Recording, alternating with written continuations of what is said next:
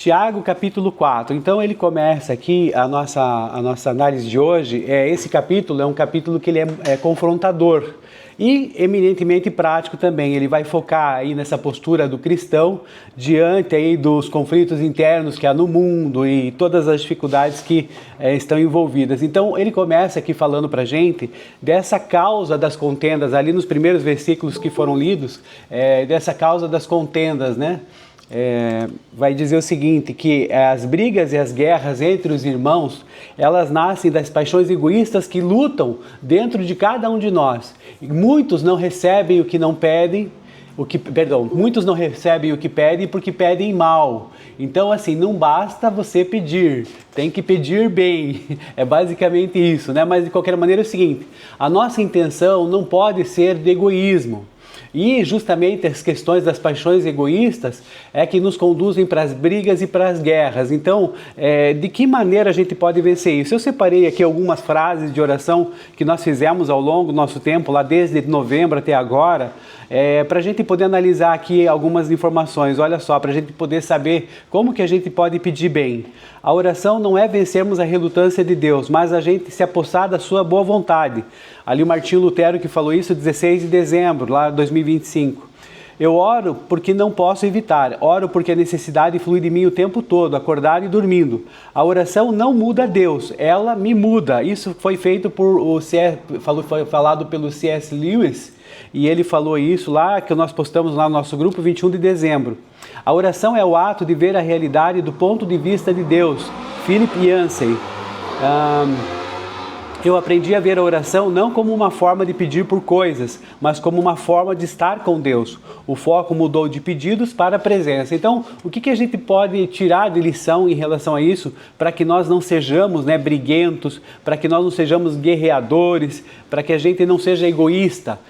A gente precisa ter esse relacionamento com Deus de uma forma plena. Então, quanto mais nós oramos, seja aqui no coletivo, seja no nosso secreto ali, né? E o secreto, para quem não entende, é você ter um tempo com Deus sozinho. Você conversar com Deus, ter aquele tempo de solitude, e isso é o secreto. Da mesma maneira que a irmã Alzira leu ali, jactância, né? Toda jactância, toda vanglória. Então a palavra só difere um pouquinho, mas é bem simples. Então, só para vocês entenderem aqui essas questões que nós estamos falando. A oração coletiva é importante, a oração individual ou secreto, ou então o tempo de solitude com Deus é importante. A comunhão com os irmãos também é importante para que a gente possa compreender a vontade de Deus.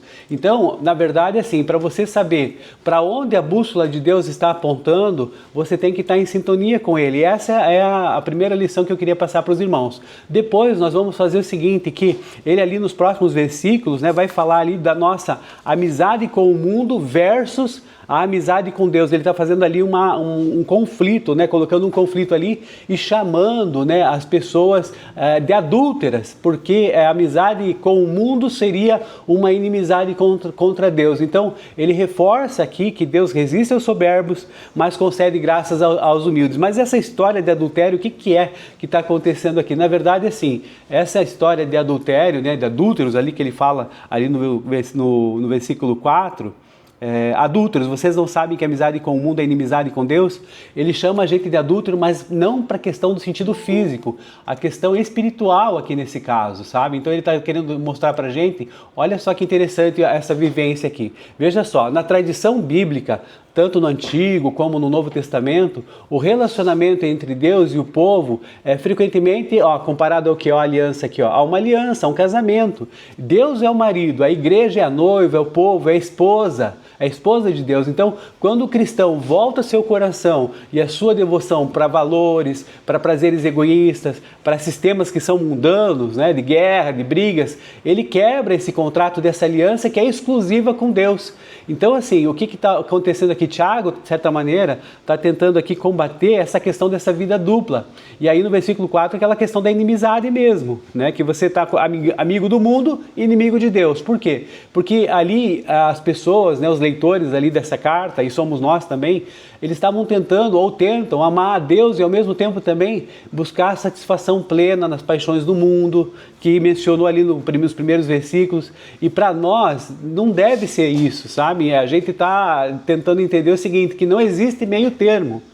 Ou o coração é inteiramente de Deus, ou então algo que a gente chama de uma traição espiritual. E se não é assim, nós precisamos nos decidir, não dá para ficar em cima do muro, né? Não estamos dizendo, claro que a gente ficaria muito feliz se você optasse por Deus, mas você precisa decidir na sua vida, então não existe forma de você estar lá e estar cá, né? Tá lá, tá cá. Não, você pode estar cá, mas não pode estar lá. Então você não pode estar em dois lugares ao mesmo tempo. Esteja com Deus e não no mundo.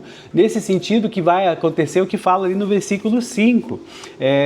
Ou vocês acham que é sem razão que o Espírito de Deus diz ou vocês acham que é sem razão que a Escritura diz que o Espírito que Ele fez habitar em nós tem fortes ciúmes? É uma pergunta. O que ele está acontecendo? Veja só, Deus deseja uma comunhão tão profunda e fiel com você que Deus sente ciúmes, não no sentido pejorativo, mas no sentido de um amor, de um sentimento santo, de um desejo santo tão profundo, que quando a gente desvia para outros deuses, dinheiro, poder, status da gente, né, prazer egoísta, que essas coisas todas, bate um sentimento de traição que certamente muitos de nós aqui já vivenciamos por isso. E eu acredito que se você viveu, eu acredito que a tua tendência é dizer que não é bom esse tipo de coisa. Então, Deus fica dessa maneira, Deus tem ciúmes, Deus não gosta, né? E aí a questão do adultério espiritual que não pode acontecer. E assim, demonstrar que esse mundanismo, né, esse adultério espiritual na igreja, ele não é assim um deslize ético, uma coisinha pouca, como a irmã Hilda fala, uma pequena resvalada. Não, é uma infidelidade relacional grave aí contra Deus. Então isso a gente precisa ter essa consciência de não fazer isso, certo? Mas como que a gente pode ser restaurado? Então vou aqui dar o caminho da restauração, que vai falar ali nos versículos 7 até o 10, e é a receita do bolo, digamos assim, né? Então Tiago está oferecendo aqui pra gente uma receita para a nossa plena restauração. Então essas questões, por exemplo, sujeitai-vos a Deus, resistir ao diabo e ele fugirá de vocês, chegai-vos a Deus e ele se achegará a vós, e purificai as mãos e limpai seu coração e se humilhar diante do Senhor. Essa é a caminhada aqui que Tiago está demonstrando nesses versículos aqui do 7 ao 10. Então, assim, é claro, vamos fazer, já que é uma receita do bolo, né, vamos tentar aqui imaginar como se fosse um bolo de limão. Se alguém fosse fazer um bolo de limão, mas esquecesse o próprio limão, como é que ia ficar? Ia ficar bonito, né? Ia ficar visivelmente bonito, ia crescer sim, mas na hora de provar aquela coisa gostosa, aquele sabor, o que acontece? Ia perder o azedinho ali, o azedinho do limão que dá aquele gosto diferenciado. Isso seria o caráter. Então, assim, o caráter não está sendo plenamente demonstrado se a gente pensar nessa receita do bolo, uma metáfora. Então, assim, tentar ter a vitória, né, como fala ali no versículo 7, mas sem a submissão a Deus e sem querer caminhar com Ele, é como se a gente não tivesse batido a massa direito ou não tivesse colocado esse ingrediente que falta. E isso, na verdade, vai fazer o seguinte: o bolo até pode ser bom, né? Não tem caloria e tal, mas também não tem sustento. Então o que acontece? Se a gente fosse colocar uma cobertura, por exemplo, sem ter batido a massa, ia acontecer isso, não ia ter sustento o bolo. Então a vida cristã, o que acontece? O bolo seria essa submissão a Deus e vamos dizer assim que essa resistência ao mal, elas seriam os ingredientes que dão sabor e que completam e dão consistência para esse bolo. Sem isso tudo, o bolo pode até ter aparência de bolo, mas no final vai ficar insosso, vai ficar amargo, né? Então, assim, esses ingredientes todos são importantes. E a gente tem que ter cuidado aqui, que eu escrevi essa frase, né? Cuidado com a gourmetização da fé. Muita decoração e pouca submissão. Sem o limão do arrependimento, o nosso testemunho é só um bolo de vento. Vamos para a cozinha da oração? Eu quis colocar isso para que a gente pudesse entender, né, já que a gente falou sobre receita do bolo, então que a gente entendesse o seguinte, que não pode deixar de faltar esses ingredientes. Quais ingredientes que eu tenho que colocar nesse bolo, Hernani, para eu fazer um bolo maravilhoso para Deus? Então, primeiro, sujeite-se a Deus, uma pitada ali, né, a questão de sujeição a Deus. Depois, resistência ao diabo. Isso precisa acontecer. Se você se resistir ao diabo, ele vai fugir de você, a Bíblia fala isso. Às vezes a gente, que na verdade assim, o diabo não chega com aquela aparência, né, toda de um monstro, né, aquela coisa que é tenebrosa, que você se assusta e sai correndo. Não, ele chega devagarinho, ele chega ali, né, em presente bonito, devagarinho, mansinho, né, ele vai pegando de repente e você vai dando corda para ele e aí o negócio acontece. Então você tem que resistir ao diabo para ele fugir de vocês. Outro ingrediente, chegue-se a Deus e Ele vai se achegar a você. Então, assim, tome essa decisão de querer se aproximar de Deus. E aí, também purifique as suas mãos, mantenha as suas mãos limpas. Isso quer dizer que você precisa, então, estar ali, que todo o teu corpo e a tua mente, ela esteja limpa de coração, com desejos bons, com intenções que são propícias de quem é realmente cristão, quem se dispõe a fazer isso, e se humilhar diante de Deus, porque quando nós nos humilhamos diante de Deus, nós reconhecemos que nós somos falhos, nós reconhecemos que nós somos limitados, nós reconhecemos que nós não podemos nada, que quem pode tudo, na verdade, é o Deus Criador. E isso é importante. Então aí estão os ingredientes. Esse bolo certamente vai ser um bolo bem gostoso, bem maravilhoso, né? E aí você vai entender então que essa receita do bolo tá top. É isso que precisa acontecer. Depois, continuando ali nos versículos 11 e 12, justamente essa questão de julgamento do próximo, certo? Então Tiago está aqui advertindo que a gente não pode ter esse hábito de falar mal ou de julgar as pessoas. Ele lembra que apenas que é legislador e juiz, que é Deus, é que pode julgar o próximo. A pessoa, quando faz isso, ela se coloca acima da própria lei. E muitas vezes nossas mentes, né, não é verdade? Eu trouxe aqui essa informação.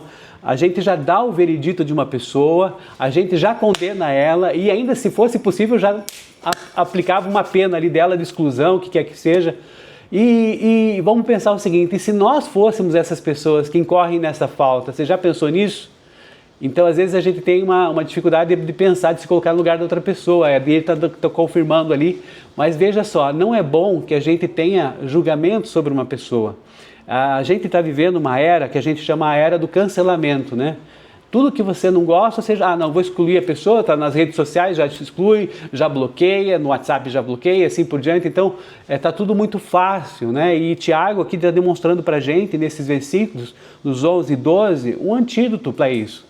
Excluir alguém da nossa comunhão ou do nosso afeto por um julgamento próprio é, de certa maneira, ferir o corpo de Cristo. Sabe aquele... Vou fazer assim para você entender, ó. Ame ao próximo, como, a ti, mesmo. O que eu quis dizer com isso? Que o eco do ame ao próximo como a ti mesmo tem que ficar na nossa mente, ó. Como se você estivesse ali num alto de um precipício falando isso estivesse repetindo, como se estivesse ecoando todo momento, para a gente poder não ter essa incoerência, por exemplo, de agir assim, de demitir. A gente chega ao ponto de se colocar no lugar de Deus e de demitir Ele, que é o juiz legítimo. E na verdade é Ele que vai nos julgar. Então olha só como a gente inverte os papéis aqui dentro da nossa leitura, né? E isso acontece, então Tiago quer evitar isso, quer que a gente siga o caminho, né, digamos, de mantermos-nos humildes e sabendo que o outro tem tanto direito de errar quanto nós temos também. Então é essa visão que nós precisamos ter e trabalhar para que isso não aconteça de uma maneira que você julgue ao próximo e você se coloque numa posição de juiz que você não é. E depois aqui a gente vai ver no finalzinho ali a grande fala que eu sempre utilizo aqui nas minhas conversas. Depois eu vou dar aqui essa dica para vocês, mas é o seguinte, ali no final dos versículos 13 ao 17, primeiro que ele vai dizer o seguinte, né? Que você se omitir diante de uma situação que você sabe que é equivocada e não faz nada, isso de certa maneira também é pecado. Então olha só, não basta você fazer as coisas e tal, mas você não pode se omitir também. Então Deus é um Deus que nos impulsiona a agir contra o pecado, tomar uma decisão por Ele, entender que Ele é o Senhor e Salvador. Então vejam só como verbos, né? Entender, rejeitar o pecado, rejeitar, esses verbos são o que nosso Deus exige de nós. Os verbos, eles fazem a nossa vida tomar iniciativa e tal, a gente não pode ficar, né, numa inércia, quer dizer, parado para sempre. Então Deus é um Deus que nos dá a possibilidade de tomarmos atitudes e Ele nos dá força para isso. Nosso Deus é um Deus de atividade, é um Deus de novidade, é um Deus de felicidade, né? E tantas coisas com profundidade e assim vai. Então eu estou meio querendo rimar muita coisa hoje, mas é para você também compreender isso. Mas o que eu queria dizer é o seguinte, no final aqui, Se o Senhor quiser, não só viveremos, mas faremos isto ou aquilo. Olha só como isso muda toda a nossa perspectiva, né? Eu não sei se eu vou estar vivo aqui amanhã para a gente poder ler Tiago, capítulo 5, né? O nosso último capítulo desse livro que nós estamos estudando. Mas eu falo assim, se o Senhor quiser, não só viveremos, como amanhã estaremos reunidos aqui nessa sala tão bonita com 30 pessoas aqui. Então, olha só que interessante. Você pode até evangelizar uma pessoa, mas será que eu tenho que colocar esse versículo aqui que Deus está me mostrando aqui, né? Para a gente poder escrever Tiago 4,15, ao invés disso, deveriam dizer, se o Senhor quiser, viveremos e fazemos isso ou aquilo. Não, faça assim como eu, ó. Deus queira. Só coloque essas duas palavrinhas. Ó, então, fulana, se Deus quiser, amanhã eu vou aí. Deus queira, semana que vem estaremos na festa com vocês. Isso é uma maneira de você também evangelizar e demonstrar que você não está sendo de forma certa nenhuma abrupto com a pessoa, né? E está demonstrando ali a tua dependência de Deus. Olha só que interessante. Então quando você fala Deus queira, tá muito bom fazer isso. É muito legal e é uma maneira bem simples também de você começar a evangelizar e de repente a pessoa pergunta, mas por que você está me falando isso? Ah, porque assim, ó, lá em Tiago, capítulo 4, versículo 15, fala que a gente tem que colocar Deus em frente, acima de todas as coisas e na frente de tudo que a gente fizer. Porque eu nem sei se eu vou conseguir resolver problemas dos meus clientes, nem sei se eu vou fazer alguma coisa ou outra, mas se Deus quiser, não só viverei, mas como também farei isso ou aquilo. Então, é um gancho também evangelístico, amém, irmãos? Então, é o que nós queríamos conversar hoje.